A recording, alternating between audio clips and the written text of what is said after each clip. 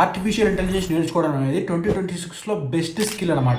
ఒక రిపోర్ట్ ప్రకారం ఇండియాలో ప్రతి year 30% of the AI jobs అనేవి పెరుగుతున్నాయి. అండ్ యావరేజ్ గా ఒక ఏఐ ఇంజనీర్ కి 10 LPA ప్యాకేజ్ ఇస్తున్నారు. ఒకవేళ ఫాస్ట్ గ్రోయింగ్ స్టార్ట్అప్స్ లో అయితే 18 to 25 LPA వరకు కూడా ఇస్తున్నారు. నేను ఏఐ నేర్చుకోవడం అనేది 2021లో స్టార్ట్ చేశాను నా ఫస్ట్ పైథాన్ కోర్స్ తోటి.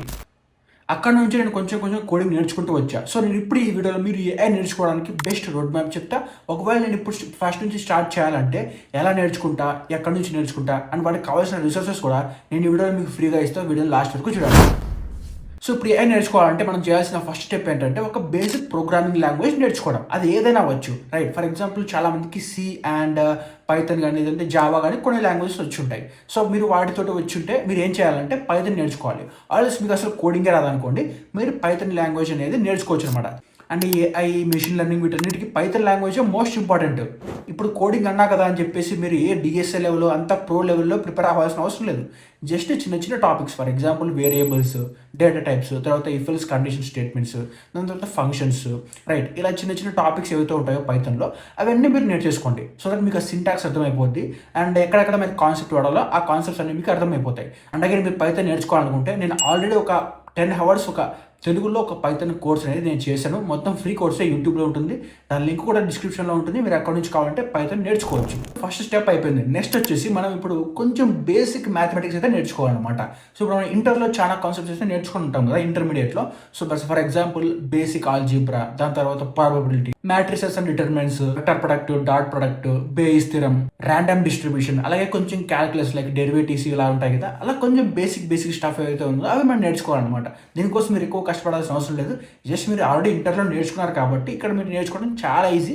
జస్ట్ ఒక రివైజ్ చేసుకోండి. రివైజ్ చేసుకున్న తర్వాత కొన్ని లైక్ అయినా ప్రాబ్లమ్స్ మీరు కొంచెం సాల్వ్ చేశారంటే మీకు ఆ బేసిక్ మ్యాథమెటిక్స్ ప్రాబ్లమ్స్ అన్ని మీరు వచ్చేసాయన్నమాట. సో ఆ కాన్సెప్ట్స్ అనేవి మనకు చాలా ఇంపార్టెంట్, మనం స్కిప్ చేయకూడదు. సో ఈ మ్యాథ్స్ కాన్సెప్ట్స్ అని నేర్చుకోవడానికి ఒక బెస్ట్ ఛానల్ ఉంది, అది వచ్చేసి మనకు ఖాన్ అకాడమీ అనమాట. ఆ ఛానల్ చాలా బాగా ఈ కాన్సెప్ట్స్ అని ఎక్స్ప్లెయిన్ చేస్తారు. సో కాబట్టి ఖచ్చితంగా చెక్ చేయండి ఒకసారి ఆ ఛానల్ని. వన్స్ ఈ మ్యాథమెటిక్స్ కూడా కంప్లీట్ అయిన తర్వాత మన థర్డ్ స్టెప్ ఏంటంటే data analysis with the Python నేర్చుకోవడం. ఈ డేటా అంటే ఏం లేదు, మనకి ఇప్పుడు ఏఐ అండ్ మెషిన్ లెర్నింగ్ ఇదంతా వర్క్ అయ్యేది డేటాతో అనమాట. ఇప్పుడు మన దగ్గర ఉన్న మోడల్స్, ఏఐ మోడల్స్ అయితే ఈ ఎల్ఎల్ఎమ్స్ ఎవరైతే ఉన్నాయో వాటన్నిటికీ మనం డేటా ఇచ్చి దాన్ని డేటాతో ట్రైన్ చేయాలన్నమాట. సో ఆ డేటాతో మీరు ఎలా ఇంటరాక్ట్ అవ్వాలి, రైట్? ఆ డేటా మీద ఫంక్షన్స్ ఎలా, లైక్ మనకు కావాల్సిన వర్క్ ఎలా చేయాలని అని చెప్పేసి మనం ఈ కోర్సులో అయితే నేర్చుకుంటాం అనమాట. సో దీనికి హెల్ప్ అయ్యే టూల్స్ ఏంటంటే ఫస్ట్ వచ్చేసి మనకు నంపై అనమాట. ఈ నంపై కూడా మనకు పైథాన్ లైబ్రరీ, అంటే పైథాన్ నుంచి వచ్చిన ఒక లైక్ చిన్న బై ప్రోడక్ట్ అనుకోండి. లైక్ పైథాన్ లాగే ఉంటుంది, అది ఒక ప్రోగ్రామింగ్ లాంగ్వేజ్ కాదు. మళ్ళీ చెప్తారు, అది ఒక ప్రోగ్రామింగ్ లాంగ్వేజ్ కాదు, ఒక చిన్న లైబ్రరీ అనమాట. సో ఆ నంపైలో మీకు ఏముంటుందంటే మీ దగ్గర ఉన్న డేటాని మొత్తం ఒక అరేస్ లాగా తీసుకొని, అరేస్ అంటే మీకు ఆల్రెడీ తెలుసుంటుందా, అరేస్ అండ్ లింక్ లిస్ట్లో మీకు తెలుసుంటాయి కదా, డిఎస్ఏలో ఉంటాయి అవి. సో ఈ అరేస్ లాగా క్రియేట్ చేసేసి ఆ డేటా అంతా, సో వాటి మీద నువ్వు ఏమన్నా నీ వర్క్ ఏదైనా చేయాలనుకుంటే అలా చేయొచ్చు అనమాట ఈ నంపైని ఉపయోగించి. దాని తర్వాత నంపై తర్వాత మనకు వచ్చేది ఈ పాండాస్ అనమాట. సో ఈ పాండాస్ అంటే ఏంటంటే, సో అదే డేటాని నువ్వు ఒక లైక్ ఫర్ ఎగ్జాంపుల్ ఒక టేబుల్స్లో పెట్టుకుంటే, టేబుల్స్ లాగా అరేంజ్ చేసుకుంటే ఆ డేటా ఎలా ఉంటుంది, రైట్? సో అలా టేబుల్స్ తర్వాత తీసుకున్న తర్వాత డేటాని సార్ట్ చేయడం, లేదంటే ఒక డేటా ఒక గ్రూప్ లాగా డివైడ్ చేయడం, సో ఒక కేటగిరీ లాగా ఆ మొత్తం ఒక టేబుల్ని డివైడ్ చేయడం, లేదంటే కొన్ని కాలమ్స్ లాగా ఏ డేటా అనేది ఎక్కడ ఏంటని చెప్పేసి అలా కొన్ని డిఫరెంట్ టైప్ ఆఫ్ ఫంక్షన్స్ చేయడానికి ఆ డేటా మీద మనకి పాండాస్ అనే లైబ్రరీ హెల్ప్ అవుతుంది అనమాట. అండ్ అగైన్ ఇది కూడా పైథాన్ వాళ్ళదే, పైథాన్ యూజ్ చేసుకొని చేయొచ్చు, చాలా ఈజీ. నెక్స్ట్ నేను నేర్చుకోవాల్సింది మ్యాట్ప్లాట్లిబ్ అనమాట. ఈ మ్యాట్ప్లాట్లిబ్ అంటే ఏం లేదు, సేమ్ నంపై పాండాస్ లాగా. దీంట్లో ఏంటంటే డేటాని ఇచ్చిన తర్వాత ఆ డేటాని ఒక గ్రాఫ్ లాగా ఈ మ్యాట్ప్లాట్లిబ్ అనేది కన్వర్ట్ చేస్తుంది అనమాట. For example bar graphs, pi charts కానీ, లేదంటే ఇంకా కొన్ని చార్ట్స్, టైప్ ఆఫ్ చార్ట్స్ లాగా ఒక ఆ గ్రాఫ్స్ డేటాలో మనకి ఆ డేటాని చూపిస్తుంది అనమాట. సో దానికి ఈ మ్యాట్ప్లాట్లిబ్ అనే ఒక లైబ్రరీ చాలా హెల్ప్ అవుతుంది.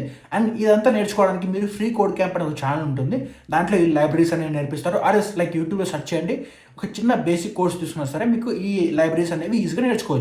అండ్ ఇప్పుడు మనం ఫోర్త్ స్టెప్ మెయిన్ కోర్స్లోకి వచ్చేస్తాం అనమాట. అది వచ్చేసి మనకు ఇప్పుడు మెషిన్ లెర్నింగ్ ఆల్గరిథమ్స్ నేర్చుకోవడం. సో ఈ మెషిన్ లెర్నింగ్లో మనకు మెయిన్గా 3 టైప్స్ ఉంటాయి. ఫస్ట్ వచ్చేసి సూపర్వైజర్ లెర్నింగ్, దాని తర్వాత అన్సూపర్వైజర్ లెర్నింగ్ ఉంటుంది అనమాట. ఫర్ ఎగ్జాంపుల్ నీ దగ్గర ఉన్న డేటా ఏదైతే ఉందో అది లేబుల్ డేటానా, అన్లేబుల్ డేటానా? ఫర్ ఎగ్జాంపుల్ లేబుల్ డేటా అంటే ఫర్ ఎగ్జాంపుల్ ఒక డాగ్, ఒక క్యాట్ ఉంది, అదొక డాగ్, అదొక క్యాట్ అని నీకు తెలుసు. అన్లేబుల్ డేటా అంటే కొన్ని జంతువులు ఉన్నాయి, అవి ఏంటో నీకు తెలియదు, అవి అన్లేబుల్ డేటా, రైట్? సో ఇది లేబుల్డ్ డేటా, అది అన్లేబుల్డ్ డేటా. సో ఇప్పుడు మీరు లేబుల్డ్ డేటా మీద వర్క్ చేయాలంటే మనం ఇప్పుడు సూపర్వైజ్డ్ లెర్నింగ్లో ఉన్న కొన్ని మెథడ్స్ని యూజ్ చేసుకొని దాని మీద మనము ఈ ఫంక్షన్స్ని పర్ఫామ్ చేస్తాం. ఒకవేళ అన్లేబుల్డ్ డేటా ఉందనుకోండి, దాన్ని అన్సూపర్వైజ్డ్ లెర్నింగ్లో ఉన్న కొన్ని మెథడ్స్ని యూజ్ చేసుకొని దాని మీద కావాల్సిన వర్క్ అనేది చేస్తాం. సో ఇప్పుడు ఈ సూపర్వైజ్డ్ లెర్నింగ్లో ఏమేమి ఉంటాయంటే, సో దీంట్లో మనకు 2 టైప్స్ ఉంటాయి అనమాట. ఫస్ట్ వచ్చేసి మనకు రిగ్రెషన్, నెక్స్ట్ వచ్చేసి మనకు క్లాసిఫికేషన్. రిగ్రెషన్ అంటే ఫర్ ఎగ్జాంపుల్ మనము ఈ హైదరాబాద్లో ఉన్న ఈ రియల్ ఎస్టేట్లో ఉన్న రేట్స్ ఏవైతే ఉన్నాయో అవి మనకు ప్రిడిక్ట్ చేయాలి. లైక్ ఫర్ ఎగ్జాంపుల్ ఫ్యూచర్లో అవి ఏ ఇయర్లో మనకి ఎంత రేట్ ఉంటాయో అనేది మనం ప్రిడిక్ట్ చేయాలి. ఎలా చేస్తామంటే ఈ రిగ్రెషన్ అనే మోడల్ యూజ్ చేసుకొని మనం ప్రిడిక్ట్ చేయొచ్చు అనమాట. ఇది ఏం చేస్తుందంటే ప్రీవియస్ ఇయర్లో ఇయర్ టు ఇయర్ ఎంత అయితే గ్రో అయింది, దాని తర్వాత దీన్ని అనలైజ్ చేసి మనకు ఫ్యూచర్లో ఎంత ఉంటుంది, ప్రైస్ ఎంత పెరుగుతుంది అనేది ఇది ఈ మోడల్స్ అంటే రిగ్రెషన్ యూజ్ చేసుకొని మనం ప్రిడిక్ట్ చేయొచ్చు అనమాట. నెక్స్ట్ వచ్చేసి క్లాసిఫికేషన్ అనమాట. క్లాసిఫికేషన్ అంటే ఏంటిది, 2 గ్రూప్స్గా డివైడ్ చేయడం. ఫర్ ఎగ్జాంపుల్ నువ్వు ఇది కోతి, ఇది పిల్లి, రైట్? అది కోతి అది పిల్లి అని ఎలా తెలుసుకుంటావు? ఆ 2 జంతువులకున్న కొన్ని ఫీచర్స్ని తీసుకొని, అది కొంచెం పెద్దగా ఉంటుంది, కొంచెం చిన్నగా ఉంటుంది. సో ఇలా కొన్ని ఫీచర్స్ తీసుకొని మనకు కొత్తగా ఇచ్చిన జంతువు అది కోత లేదంటే పిల్ల అని చెప్పేసి కనిపెట్టడాన్ని, సో ఇలాంటి టైప్ ఆఫ్ మోడల్స్ని క్రియేట్ చేయడానికి మనము క్లాసిఫికేషన్ అంటాం అనమాట. అండ్ దీంట్లో కూడా మనకు చాలా టైప్స్ ఉంటాయి అనమాట. ఫర్ ఎగ్జాంపుల్ లీనియర్ రిగ్రెషన్ ఉంటుంది, లాజిస్టిక్ రిగ్రెషన్ ఉంటుంది, దాని తర్వాత మీకు కే నియరెస్ట్ నేబర్ అని ఒకటి ఉంటుంది, support vector regression, decision tree. ఇవన్నీ మనకు డిఫరెంట్ టైప్స్ ఆఫ్ ఏఐలో ఉన్న మెథడ్స్ అనమాట. మనకున్న ప్రాబ్లమ్స్ని దాన్ని బట్టి మనం ఏ మోడల్ని యూజ్ చేస్తాం అంటే ఏ మెథడ్ని యూజ్ చేస్తాం అనేది మన మీద డిపెండ్ అయి ఉంటుంది అనమాట. సో చాలా ఈజీగా ఉంటాయి టాపిక్స్. ఇప్పుడు మీరు చూస్తేనే కొంచెం కష్టంగా ఉన్నట్టు అనిపిస్తుంది, బట్ చాలా ఈజీ టాపిక్స్ ఇది. సో ఇదంతా మనకు సూపర్వైజ్డ్ లెర్నింగ్లో ఉంటుంది. నెక్స్ట్ వచ్చేసి మనకు అన్సూపర్వైజ్డ్ లెర్నింగ్ అనమాట. నేను చెప్పాను కదా, అన్లేబుల్డ్ డేటాని యూజ్ చేయడం కోసం మనం ఈ అన్సూపర్వైజ్డ్ మెషిన్ లెర్నింగ్ని వాడతాం. అంటే దీంట్లో ఉన్న కొన్ని మెథడ్స్ని వాడతాం అనమాట. దీంట్లో ఉన్న మన మెయిన్ మెథడ్ ఏంటంటే మనకు కే మీన్స్ క్లస్టరింగ్ అనమాట. దీంట్లో కే అంటే ఏంటంటే ఒక నెంబర్ అనమాట. సో ఆ నెంబర్ని పట్టుకొని మనము దానికి దగ్గరలో ఉన్న ఏవైతే మ్యాచ్ అవుతున్న గ్రూప్స్ కానీ లేదంటే మనకు కావాల్సిన డేటా ఏదైతే ఉందో దాన్ని కొంచెం సర్టన్ టైప్ ఆఫ్ గ్రూప్స్గా డివైడ్ చేస్తాం అనమాట. సో దాన్నే మనం కే మీన్స్ క్లస్టరింగ్ అంటాం. ఒక ప్యాటర్న్ లాగా రికగ్నైజ్ చేసుకునే ఆ మోడల్ అనేది. సో మనకు కావాల్సిన ఈ లైక్ డేటాలో మనకు కావాల్సిన రూల్స్లో మనకి ఏదైతే దగ్గరగా ఉందో అలా కొంచెం డిస్టెన్స్ని చూసుకొని, రైట్? సో అలా మనకు కొన్ని సబ్ గ్రూప్స్గా డివైడ్ చేసుకొని మనకు ఫైనల్గా మనకు కావాల్సిన అవుట్పుట్ ఇచ్చేదాన్ని మనము కే మీన్స్ క్లస్టరింగ్ అంటాం అనమాట. సో దీని గురించి మీరు ఫుల్ ఇన్డెప్త్గా వెళ్ళాలని నేను ఇక్కడ పైన చెప్పేస్తున్నా. సో ఇప్పుడు మనకు సూపర్వైజ్డ్ లెర్నింగ్ అయిపోయింది. నెక్స్ట్ వచ్చేసి అన్సూపర్వైజ్డ్ లెర్నింగ్ కూడా అయిపోయింది. నెక్స్ట్ థర్డ్ ఇంపార్టెంట్ వచ్చేసి మనకు రీఇన్ఫోర్స్మెంట్ లెర్నింగ్ అనమాట. ఈ రీఇన్ఫోర్స్మెంట్ లెర్నింగ్లో ఎలాంటి మోడల్స్ ఉండవు. ఇదేంటంటే ఫర్ ఎగ్జాంపుల్ ఒక ఏజెంట్ ఉంటుంది, ఇంకోటి వచ్చేసి ఒక ఎన్విరాన్మెంట్ ఉంటుంది. సో ఇప్పుడే కాన్సెప్ట్ ఏంటంటే ఆ ఏజెంట్ అనేది ఆ ఎన్విరాన్మెంట్కి సంబంధించి కొన్ని లైక్ నేర్చుకుంటూ ఉంటుంది అనమాట. ఫర్ ఎగ్జాంపుల్ ఇప్పుడు మనకు డ్రైవర్లెస్ కార్స్ ఉంటాయి, ఓకేనా? సో ఇక్కడ మనకు మన ఏజెంట్ అనేది ఏం చేస్తుందంటే ఒక ఏ మోడల్ అనుకుంటే మొత్తం మన రోడ్స్ ఇవన్నీ ఒక ఎన్విరాన్మెంట్ అనుకుంటే ఇది ఏం చేస్తుంది, ఓకే ఈ డ్రైవర్లెస్ కారు ఒక రోడ్ మీద వెళ్తుంటే అది నేర్చుకుంటుంది. ఓకే ఇక్కడ మనకి ఎక్కడైతే మనకు స్పీడ్ బ్రేకర్ ఉంటుందో అక్కడ మనము బ్రేక్ వేసి స్లోగా వెళ్ళాలి. దాని తర్వాత ఒకవేళ మనకు టర్నింగ్ ఉంటే లెఫ్ట్ సైడ్ టర్నింగ్ ఉంటే అక్కడ మనం స్లో చేసుకొని లెఫ్ట్ సైడ్కి వెళ్ళాలి. ఒకవేళ రైట్ సైడ్ ఉంటే రైట్ సైడ్కి వెళ్ళాలి. సో ఇదంతా ఏం చేస్తానంటే మళ్ళీ మిస్టేక్స్ చేస్తుంది, బట్ మొత్తం ఆ ఎన్విరాన్మెంట్ని మొత్తం స్టడీ చేసి నేర్చుకుంటుంది అనమాట. ఫర్ ఎగ్జాంపుల్ ఇక్కడ నుంచి ఒక టర్నింగ్ వరకు వెళ్తుంది ఫస్ట్ టైం, అక్కడ మనకు కొన్ని మిస్టేక్స్ చేస్తుంది. దాని తర్వాత మళ్ళీ నేర్చుకుంటుంది, మళ్ళీ ఇక్కడ నుంచి అక్కడ ఆ టర్నింగ్ ఎలా తీసుకోవాలని నేర్చుకుంటుంది. సో మళ్ళీ అక్కడికి వెళ్ళిన తర్వాత అక్కడికి వెళ్ళిన తర్వాత మళ్ళీ ఇంకొక మిస్టేక్ చేస్తుంది. సో మళ్ళీ ఇలా నేర్చుకుంటూ దానికి అదే డెవలప్ చేసుకుంటూ వస్తుంది అనమాట. సో దాన్ని మనము ఈ రీఇన్ఫోర్స్మెంట్ లెర్నింగ్ అంటాం.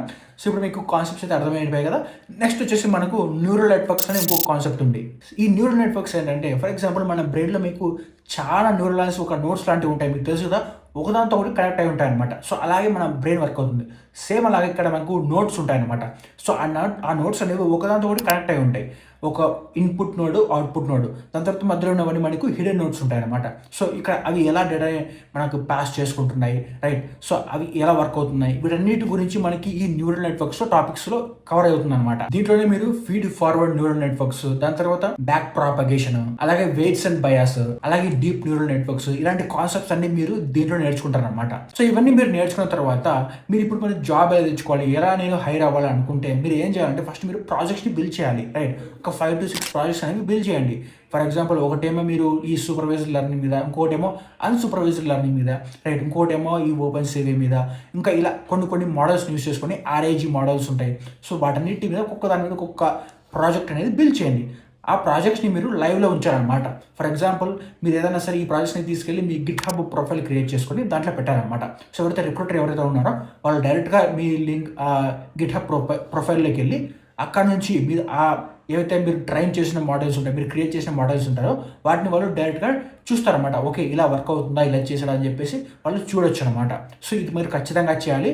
అండ్ ఈ ప్రాజెక్ట్ని బిల్డ్ చేసిన తర్వాత మీరు ఏం చేయాలంటే మీరు యాక్చువల్లీ మీ జర్నీ మొత్తం మీరు డాక్యుమెంట్ చేసుకుంటూ రావాలన్నమాట. ఎక్కడైతే మీరు లింక్డ్ఇన్లో కానీ లేదంటే ట్విట్టర్లో కానీ సో నేను ఈరోజు ఈ లీనియర్ రిగ్రెషన్ యూజ్ చేసుకొని ఈ ప్రాబ్లమ్ని సాల్వ్ చేశాను అని చెప్పేసి మీరు లింక్డ్ఇన్లో పోస్ట్ చేయండి. సో అలా మీరు గ్రాడ్యువల్గా వేస్తూ ఉంటే రిక్రూటర్స్ అనేది చూస్తారనమాట. ఓకే, తను ఈ వర్క్ చేస్తున్నారని చెప్పేసి ర్యాండమ్గా మీ ప్రొఫైల్ని చెక్ చేసినప్పుడు మీ ప్రొఫైల్ ఆప్టిమైజ్గా ఉంటుంది. అండ్ అలాగే మీకు చూడగానే వాళ్ళు తెలిసిపోతుంది అనమాట, నువ్వు ఈ AI మోడల్స్ మీద వర్క్ చేస్తున్నావు అని చెప్పేసి. సో అలా చేస్తూ ఉంటే మీకు హైరింగ్ ఆపర్చునిటీ వస్తాయి, రైట్. ఇలా కాకుండా మీరు డైరెక్ట్గా ఏదైనా కంపెనీస్ కూడా బయట హైర్ చేసుకుంటూ ఉంటాయి. బట్ దాని మీద మనం డిపెండ్ అవ్వకూడదు, మన ప్రయత్నం కూడా మనం చేస్తూ ఉండాలి. సో ఇలా మీరు మీ వర్క్ని షోకేస్ చేసినప్పుడే మనకు ఆపర్చునిటీస్ అనేవి వస్తాయన్నమాట. ఇది మీరు బాగా గుర్తుపెట్టుకోండి. అండ్ అలాగే మీకు ఏమన్నా ఇంకా ఫ్రీ కోర్సెస్ కావాలంటే మీరు కామెంట్స్లో చెప్పండి నాకు, రైట్. అండ్ అలాగే నేను ఇప్పటివరకు చెప్పిన రిసోర్సెస్ అవన్నీ మీకు డిస్క్రిప్షన్లో ఉంటాయి, ఖచ్చితంగా చెక్అవుట్ చేయండి. All the best. మళ్ళీ